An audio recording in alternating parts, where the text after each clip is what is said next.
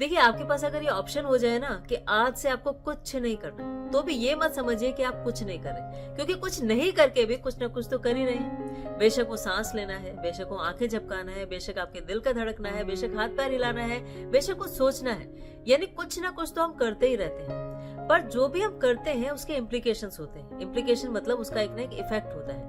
इसे यूनिवर्स में एक थ्योरी के नाम से जाना जाता है कि कॉज एंड इफेक्ट थ्योरी, यानी जो आप करेंगे उसका एक प्रभाव होगा, उसका एक रीजन होगा। अब वो जो प्रभाव होता है ना, वो अच्छा या बुरा हो सकता है। अच्छा होगा तो उसे पुण्य बोल देते हैं और बुरा होगा तो उसे पाप बोल देते हैं, लेकिन कर्म तो आप करते ही, और इसे ही भगवत गीता में कर्मा थ्योरी कहा जाता है। कर्मा वर्ड जो है वो संस्कृत से आया है, जो कहता है कि कुछ काम करना, वो कर्म है। अब प्रॉब्लम यह है कि हम काम किए बिना तो रह नहीं सकते, लेकिन हम उसके अच्छे इफेक्ट झेलना चाहते हैं, बुरों से दूर रहना चाहते हैं। तो बुरे जो इफेक्ट होते हैं वो भी भगवत गीता में डिफाइन किए गए हैं, जिसे कहा जाता है विकर्म, कि अगर आप ये काम करेंगे तो इससे आपको दुख भोगना पड़ेगा या इसके इफेक्ट अच्छे नहीं होंगे। तो कोशिश ये होनी चाहिए कि अच्छे कर्म करें। अब दूसरी बात ये समझने की है कि कर्म करें ही क्यों।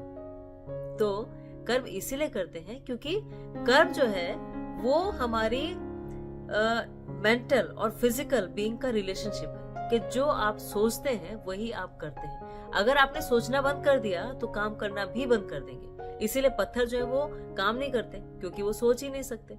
तो जब हमारी मेंटल फैकल्टीज हमारे पास है, यानी एक थॉट प्रोसेस है, तो थॉट प्रोसेस ट्रांसफॉर्म होगी हमारे एक्शंस में, क्योंकि एक साइकिल है कि जो आपने सोचा वो आपने बोला, जो आपने बोला वो आपने किया, और जो आपने बार बार किया वो आपकी हैबिट बन गई, और जो भी आपने किया उसका रिएक्शन भी आपको मिला। इसीलिए ये एक कॉम्प्लिकेटेड प्रोसेस है। बस समझना ये है हमें कि हम काम ऐसे करें जो हमें बैड रिजल्ट्स ना दे या पाप ना बढ़ाएं, और इसके लिए काम जो करें उसमें आप कुछ क्राइटेरिया रखें कि वो एथिकल होने चाहिए, वो सोशली एक्सेप्टेबल होने चाहिए, वो मॉरली करेक्ट होने चाहिए, वो आपके अंतरात्मा को खुश करें, वो किसी और को दुख ना पहुंचाएं, किसी की भी आ ना निकले आपके उस काम से, बेशक वो मन से हो, वचन से हो, या फिजिकल बॉडी से हो, किसी भी तरह से। मनसा वाचा कर्मणा उसे कहा जाता है। तो ये बेसिकली इसका क्रक्स है कि कामों की हमारी जो प्रवृत्ति है या जो तरीका है करने का वो बदला जाए। और यही भगवत गीता में भगवान कृष्ण अर्जुन को समझा रहे हैं कि